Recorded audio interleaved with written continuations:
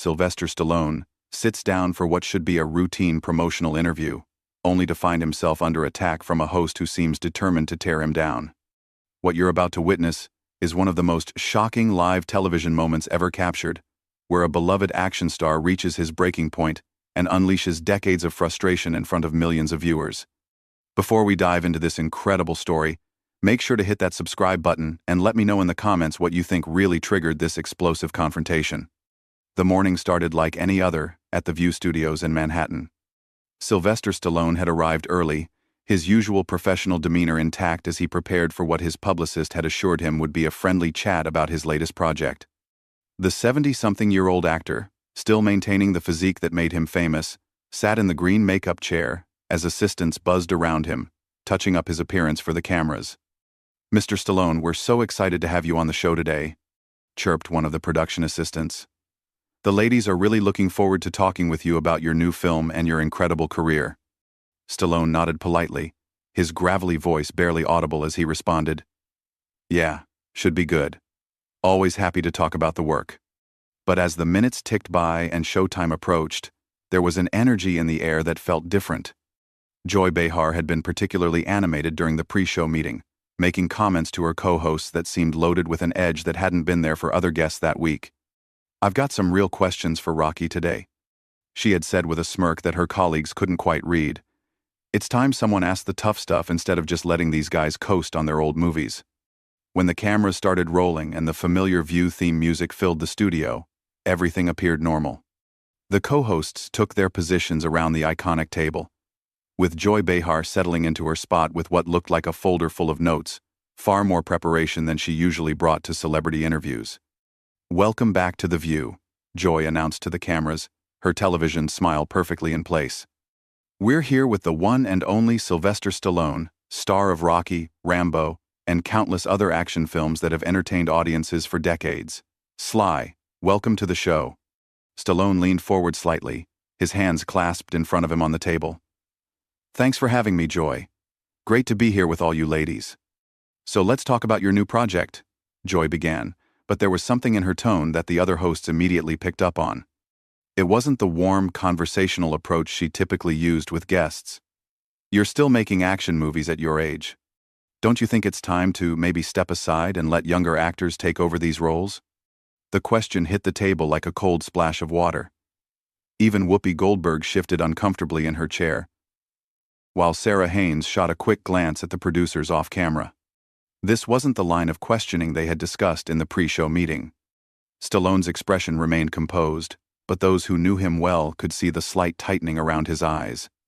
"Well, Joy, I think as long as audiences want to see the stories and I'm physically capable of telling them, age is just a number. I mean, Clint Eastwood was still making westerns well into his 80s. But Clint Eastwood is Clint Eastwood," Joy fired back, her voice taking on a sharper edge. "And let's be honest, your recent films haven't exactly been setting the box office on fire. Isn't this more about ego than actual audience demand?" The studio audience, which had been warmly applauding just moments before, fell into an uncomfortable silence. Stallone's jaw tensed slightly, but he maintained his professional composure. "I think the numbers speak for themselves," he replied evenly. "The Expendables franchise has been successful. Creed revitalized Rocky for a new generation, and people still connect with these characters. I'm not making movies for ego. I'm making them because there are stories worth telling." Joy wasn't backing down. She flipped through her notes dramatically, as if she had been preparing for this moment for weeks. "Speaking of Creed, wasn't that really Michael B. Jordan's movie? I mean, you were basically just there for nostalgia value, right? Playing the same character you created 40 years ago?" "Joy," Whoopi interjected gently, clearly trying to steer the conversation back to safer ground. "I think what we're all curious about is how Sly keeps himself in such incredible shape for these demanding roles." But Joy wasn't interested in changing direction. She had locked onto her target, and something in her demeanor suggested this had become personal, though no one in the studio could understand why. "No, I want to hear his thoughts on this," Joy continued, completely ignoring Whoopi's attempted intervention. "Because it seems to me like Hollywood has this problem with aging male stars who just can't accept that their time has passed. They keep coming back to the same well over and over again instead of making room for fresh talent. Stallone's hands, still clasped on the table, tightened slightly. His voice remained controlled, but there was a new quality to it that regular viewers of The View had never heard before. Joy, I'm not sure what you're getting at here, but I've spent 5 decades building characters that mean something to people. Rocky Balboa isn't just a movie character to a lot of folks. He's a symbol of perseverance and fighting against the odds. If that resonates with audiences, then I don't see why I should apologize for continuing to tell those stories. But isn't it really about the money? Joy pressed on, seemingly oblivious to the growing tension around the table. I mean, these franchises are cash cows, and you're just milking them for every dollar you can get, regardless of whether the stories are actually worth telling anymore. The other co-hosts were now exchanging worried glances. This was not the direction anyone had expected the interview to take, and the production staff behind the cameras were clearly scrambling to figure out how to handle what was rapidly becoming a hostile interrogation rather than a promotional interview. Stallone took a deep breath, his decades of media training kicking in as he tried to navigate what had become an increasingly uncomfortable situation. Look, Joy, I understand that everyone's entitled to their opinion about movies and careers and all of that. But I think you might be underestimating what these characters mean to people and why they continue to connect with audiences across generations. Do they, though? Joy shot back immediately. Or is it just Hollywood's old boys club protecting each other in green lighting projects because of who you know rather than the quality of the material? The accusation hung in the air like a toxic cloud. Stallone's expression changed noticeably. For the first time since the interview began, the professional mask slipped just slightly, revealing a flash of something much deeper and more intense. Excuse me? Stallone's voice dropped to a lower register, the kind of tone that had made him famous for playing tough guys who didn't back down from a fight. What exactly are you implying, Joy? Joy seemed to sense she had struck a nerve, and instead of pulling back, she leaned forward with what could only be described as predatory satisfaction. I'm not implying anything, Sly. I'm saying it outright. Hollywood is a business built on relationships and favors. And actors like you have been benefiting from that system for decades, while newer, more diverse talent gets pushed aside. The other hosts were now visibly uncomfortable. Sarah Haynes was staring down at her notes, clearly wishing she could disappear, while Alyssa Farah Griffin kept glancing toward the producers with an expression that screamed for help. Even the usually unflappable Whoopi Goldberg looked like she wanted to crawl under the table.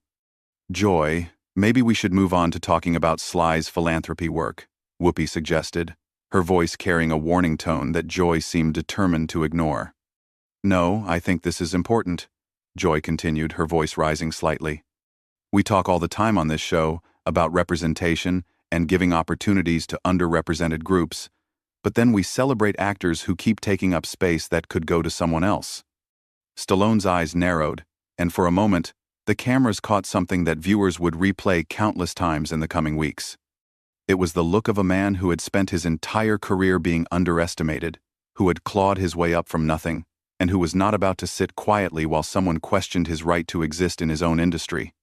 Let me tell you something, Joy, Stallone began, his voice steady but carrying an undercurrent of barely controlled intensity. I didn't get handed anything in this business. I wrote Rocky because nobody would give me a shot. I sold my dog to pay rent while I was trying to get that script made. When the studios wanted to buy it, they wanted to cast somebody else, somebody more established, somebody who fit their idea of what a leading man should look like. But that was 50 years ago, Joy interrupted, seemingly unable to read the warning signs that were obvious to everyone else in the room. What have you done lately besides recycle the same character over and over? The studio audience was dead silent now. Even the camera operators seemed to be holding their breath, sensing that they were witnessing something that would be talked about for years to come. Stallone's hands unclenched from the table, and he leaned back in his chair, his posture changing from defensive to something much more dangerous. What have I done lately? I've created opportunities for dozens of actors through the Expendables franchise. I've mentored young directors and writers. I've used my platform to tell stories about working-class heroes and underdogs who refuse to give up. All starring you, of course. Joy shot back with a laugh that sounded more like a bark. How convenient that all these opportunities for others just happen to revolve around keeping Sylvester Stallone in the spotlight. That was the moment. Anyone watching could see it in Stallone's face. The exact instant when decades of frustration and a lifetime of fighting for respect crystallized into something explosive. His voice, when he spoke again, was quiet but filled with a fury that made the entire studio feel smaller. You know what, Joy? I've been sitting here trying to be polite, trying to play the game. But I think you've got some kind of personal problem with me that has nothing to do with movies or representation or any of the high-minded principles you're pretending to care about. Joy's eyes widened slightly, clearly not expecting Stallone to push back so directly. I don't have a personal problem with you. I'm just asking the questions that need to be asked. No, Stallone said, his voice growing stronger. You're not asking questions. You're making accusations. You're sitting there acting like I'm some kind of relic who should just disappear so you can feel better about whatever agenda you're pushing this week. I don't have an agenda, Joy protested, but her voice had lost some of its earlier confidence.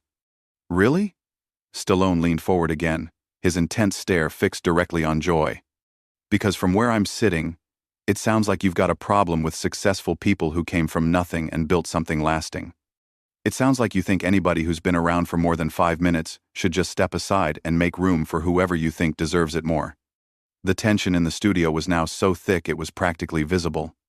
The other co-hosts had given up any pretense of participating in the conversation and were simply watching in stunned silence as two strong personalities collided in real time. That's not what I said, Joy replied, but her voice was defensive now, lacking the aggressive confidence she had displayed just minutes earlier. It's exactly what you said, Stallone fired back. You questioned my right to make movies. You questioned my motives. You suggested I'm somehow taking opportunities away from other people by continuing to work in an industry I helped build. And you did it all with this smug attitude like you're some kind of moral authority on who deserves success and who doesn't. Joy tried to regain control of the conversation, straightening in her chair and attempting to return to her earlier confrontational tone. Look, Sly. I think you're being a little oversensitive here. I'm just pointing out that Hollywood has a diversity problem, and maybe actors of your generation need to step back and make room for fresh voices. But Stallone was no longer interested in playing defense. Something had shifted in his demeanor, and the cameras were capturing every second of what was clearly becoming a defining moment in television history. Oversensitive? He repeated, his voice rising for the first time. Let me tell you about oversensitive, Joy. Oversensitive is when someone uses a television platform to attack a guest who came here to talk about their work and instead gets ambushed with personal attacks disguised as social commentary. They're not personal attacks, Joy insisted, but she was clearly rattled now. Then what would you call it? Stallone demanded. Because you've spent the last 10 minutes telling me I'm too old, I'm greedy, I'm taking opportunities away from more deserving people, and I'm part of some systemic problem in Hollywood. If that's not personal, then I'd hate to see what you consider crossing the line. The studio audience was completely silent, mesmerized by what they were witnessing. This wasn't the usual celebrity interview where everyone smiled and promoted their latest project. This was raw, unfiltered confrontation between two people who clearly had very different views of the world. Joy seemed to realize that she had pushed too far. But instead of backing down, she doubled down with an approach that would prove to be a massive miscalculation. Look, Sly, Joy said with a dismissive wave of her hand. Maybe this is just what happens when people get older and more sensitive. You can't handle a little criticism like you used to. Maybe that's another sign that it's time to step back. The words hit the studio like a lightning strike. The other co-hosts actually recoiled in their chairs, and even the camera operators seemed to take a step back. Joy had just crossed a line that everyone in the room knew would have consequences. Stallone went completely still for a moment, his face cycling through a range of emotions that decades of acting experience couldn't mask. When he finally spoke, his voice was deadly quiet. Did you just call me old and weak on national television? Joy, perhaps realizing she had gone too far but unable to find a graceful way out, attempted a laugh that came out hollow and forced. I'm just saying that maybe you're not taking constructive criticism as well as you used to. That was it. The dam burst. Stallone erupted from his chair with a speed that belied his years, his hands slamming down on the table with a sound that echoed through the studio like a gunshot. His voice, when it came, was the roar of someone who had finally reached his breaking point. Constructive criticism? Are you kidding me right now? You think what you've been doing for the last 15 minutes is constructive criticism? The studio audience gasped audibly. Several people in the front row actually jumped in their seats. The cameras kept rolling, capturing every second of what would become one of the most watched clips in television history. Joy, you want to talk about age and sensitivity? Let me tell you something about age. I'm 77 years old, and I've been in this business since before you knew what a television camera was. I've taken more real criticism, more real rejection, more real hits than you could imagine in your worst nightmares. Joy tried to interrupt, but Stallone wasn't having it. No, no, no. You had your 15 minutes to tear me down. Now you're going to sit there and listen while I tell you exactly what I think about your so-called journalism. The other hosts were frozen in place, uncertain whether to try to intervene or simply let this play out. Whoopi had her hand halfway to her earpiece, clearly getting frantic instructions from the control room. But even she seemed paralyzed by the intensity of the moment. You want to know about taking opportunities away from people? Stallone continued, his voice building to a crescendo. What about the opportunity you just took away from your viewers to actually learn something interesting about filmmaking, about storytelling, about what it takes to create characters that last for generations? Instead, you turn this into some kind of personal attack disguised as social justice. Sly, I think you need to calm down, Joy said, but her voice was shaking now. Calm down? Stallone's laugh was bitter and sharp. You spend 20 minutes trying to humiliate me on live television, questioning my integrity, my work ethic, my right to exist in my own industry, and then you tell me to calm down? Who do you think you are? The studio was so quiet that the hum of the cameras was audible. Even the production staff behind the scenes had stopped moving, transfixed by what they were witnessing. I've been Rocky Balboa for 50 years, Stallone continued, his voice now carrying the full weight of his frustration. Do you know what that means? It means 50 years of people telling me I wasn't good enough, wasn't smart enough, wasn't the right type. 50 years of proving them wrong. And now you sit there, in your comfortable chair, with your comfortable job, and you think you can just dismiss all of that because it fits your narrative? Joy opened her mouth to respond, but Stallone held up a hand that stopped her cold. You want to talk about diversity and representation? Fine. Let's talk about it honestly. When I wrote Rocky, I was a struggling actor from Philadelphia who couldn't get arrested in this town. The studios wanted to buy my script and cast a big-name actor. I said no. I fought for 2 years to play the character I created, and they told me I was crazy, that I'd never work again if I didn't take their deal. His voice was building again, fueled by decades of stored emotion. But I believed in that character, and I believed that working-class people deserve to see themselves as heroes on screen. That's diversity, Joy. That's representation. Rocky Balboa wasn't some privileged pretty boy. He was a bum from South Philly who refused to stay down when life knocked him flat. But that was then. Joy managed to interject weakly. No, that's now. Stallone exploded. That's every day. You think because I've been successful I've forgotten where I came from? You think I don't understand what it's like to be counted out? To be told you don't belong? To have people like you sitting in judgment of whether you deserve the opportunities you've worked your entire life to earn? The cameras captured everything. The raw emotion, the genuine hurt beneath the anger, the sight of a Hollywood legend stripped of all pretense and fighting for his dignity in real time. And you know what the really sad part is, Joy? You had a chance today to have a real conversation about storytelling, about perseverance, about what it takes to create something that lasts. Instead, you chose to use your platform to tear someone down. That says a lot more about you than it does about me. Stallone straightened his jacket and looked directly into the camera, addressing the viewers at home.